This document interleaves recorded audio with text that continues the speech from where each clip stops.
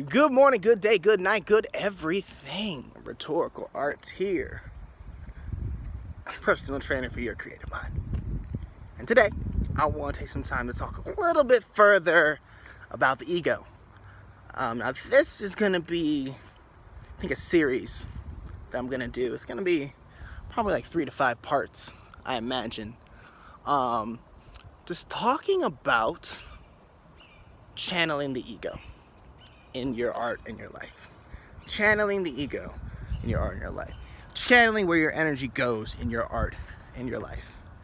I'll use one of either ego in the title or energy. Probably use both somehow. Anyway, so yeah, I just want to kind of give a basic overview today. I think of where, or tonight, whenever you're listening to this, of just how our energy can go out of control. And I want to talk about that specifically in this video from the perspective of, because there are 2 ways that our energy can go out of control.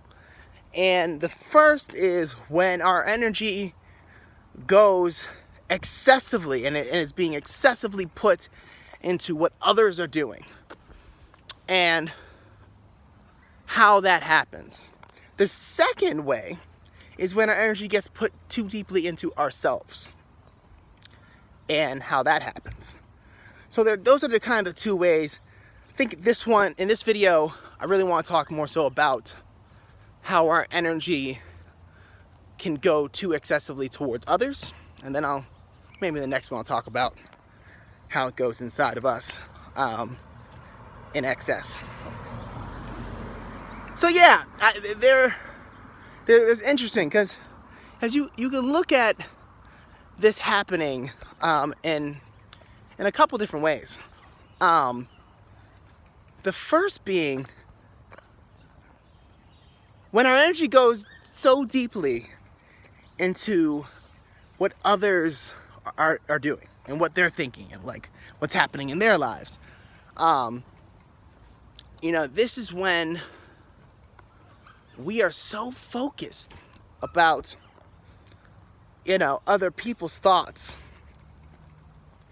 that we avoid our own. We negate our own.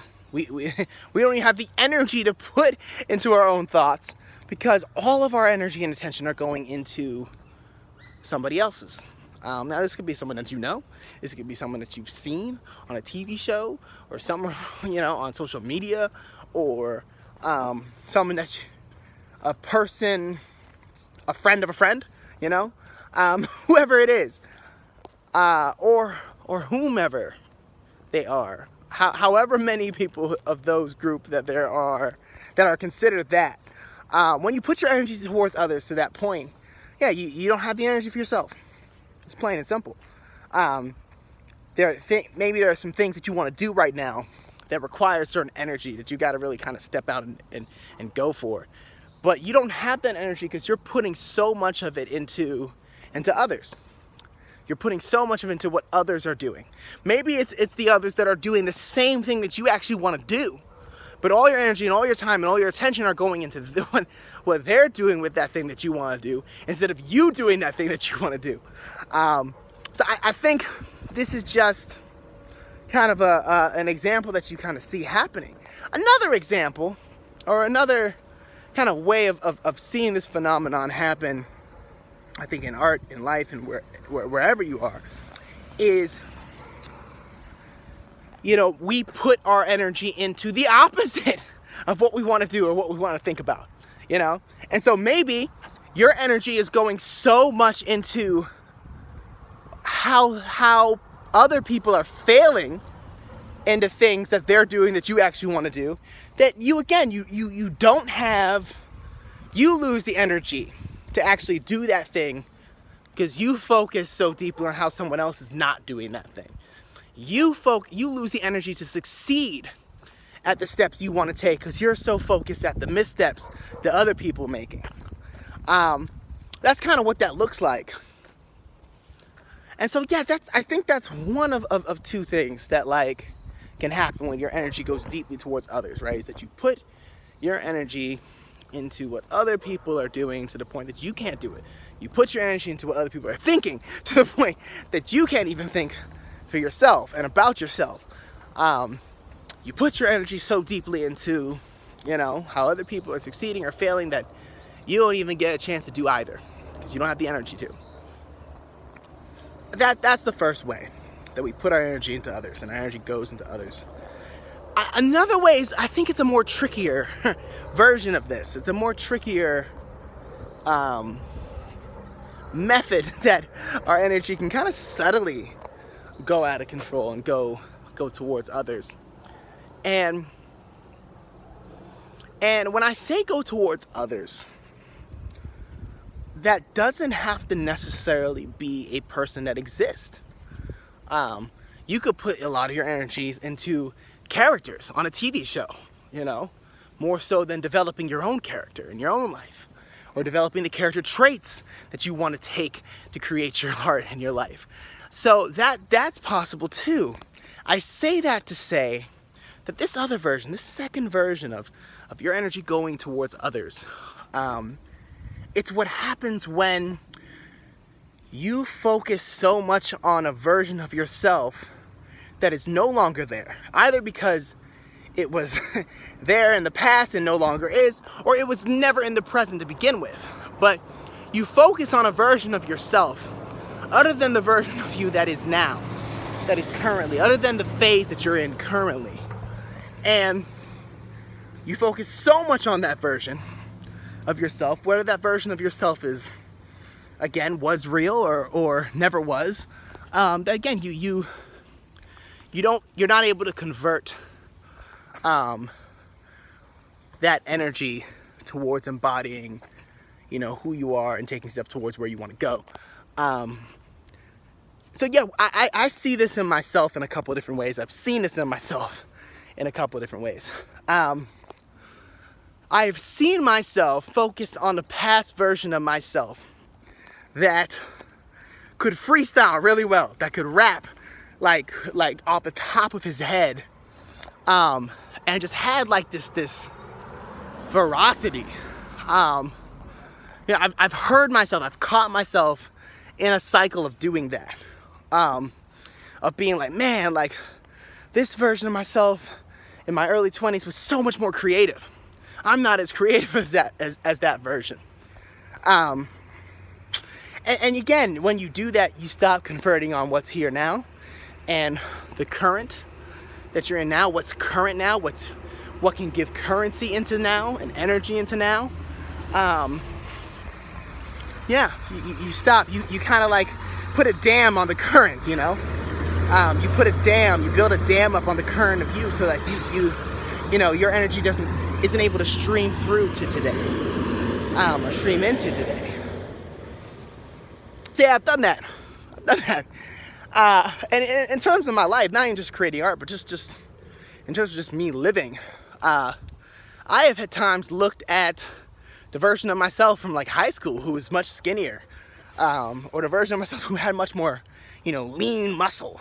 And I particularly, you know, where I'm at in my process right now, I'm far less focused on where I was.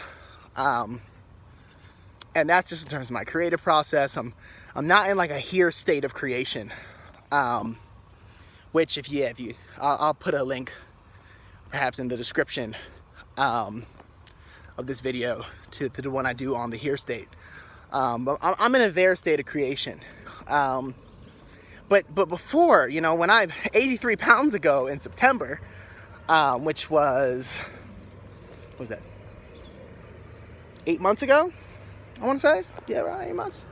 Let's see, September, October, November, December, January, February, March, April. Yes, 8 months ago, I was very focused on that version of myself. I was very like, man, like, why can't I be the skinnier version of myself? And it was interesting because I was going to see some friends in high school, or I was preparing to make a trip to see some friends abroad, and from like one friend in particular who's from my high school days, who looks very similar in terms of size and structure as he is now, and just in terms of his body structure.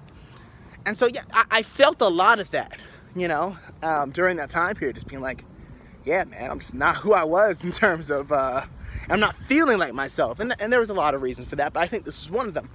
It had to do with the way I was looking at who I was versus who I am. And focusing more on the version of myself that I can't go back to. And really just missing what that version of me, the version of the present, really had to offer at that time. And I saw it. Like my friend at one point in time, we went to perform at this poetry slam, and I did this poem, and like she was like, "Wow, you realize how amazing you are at this?" And in my head, I was like, "No, no, I don't realize how amazing I am at this at all." But again, my energy was so focused on that version of who I was. So I think this is a way that this happens. This is one of the subtle, kind of secretive ways that we focus on something other than who we are, who we really are now. But I think there's the example that comes to me in terms of how we focus on a version of ourselves that never was, that was never ever present. I remember being in college and thinking that I needed to portray myself as a really shrewd businessman, which is just like, I gotta stop and laugh at that. Like, when I think about that versus where I'm at now, it's amazing. But I used to overthink that thought. I used to overthink it. I put a lot of my energy towards convincing myself and others that I was this shrewd business dude. And I could tell by some of the things that I said. I was very much into the mentality of fake it till you make it. I was very much into the approach of, appearances are everything. And it made it so that I wasn't willing to risk the awkwardness and the openness with the awkwardness that goes into being who you actually are and putting who you actually are out there, versus like putting up this a poster version of you out into the world. And that's an interesting thing. We have on social media, we post things, we post. And I think that's kind of the mentality that can develop sometimes, not all the time, with social media, where you develop a poster of yourself that you never actually were, this cardboard cutout that never doesn't represent the material of what's you. It's material of what you wanted to be. And so I saw this happen with me in terms of just like, I had this, I remember having this business suit and going to New York to try to pitch what I was doing at the time. And but just my whole the whole picture of myself was of having to become this shrewd businessman who's super successful at business, like very specifically.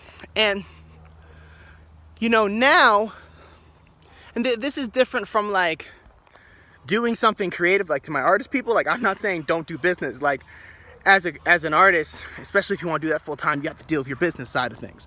So there is a business that you have to do. But in terms of like who you want to actually be, and what you want the focus of your life to be, I had the wrong focus, because my attention and my focus was fostering a version of myself that I never really was. So I think this is kind of an example of how like we can focus so much on a version of ourselves that never was, and that automatically will send our energy wherever we put our attention is where our energy goes. Like that automatically caused my energy to just overflow in a direction it didn't need to go into in the first place. So yeah, this is just an example of, I think, and just a walkthrough of just some of the ways that our energy can go so deeply and so excessively towards others and towards something other, towards a other, that we're not even able to discover the abundance that we have on a daily basis, So yeah, this is the first part of channeling where our energy goes. Or channeling our ego. One of the two. I'll figure it out. along the way. The next video I will kind of go, you know, this one was very focused on our energy going towards others, over abundantly, over excessively. The next video I will talk about how we can actually hold our energy excessively, and our energy can kind of go too deep inside of ourselves and cycle and circulate too deeply in ourselves. And how that is another symptom of energy going out of control. So yeah, I'll see you guys tomorrow. Until then, Rhetorical Arts, personal trainer for your creative mind. Hoping that you can continue on your journey in creating art that reflects life and creating life that reflects a work of art. See you guys tomorrow. Peace.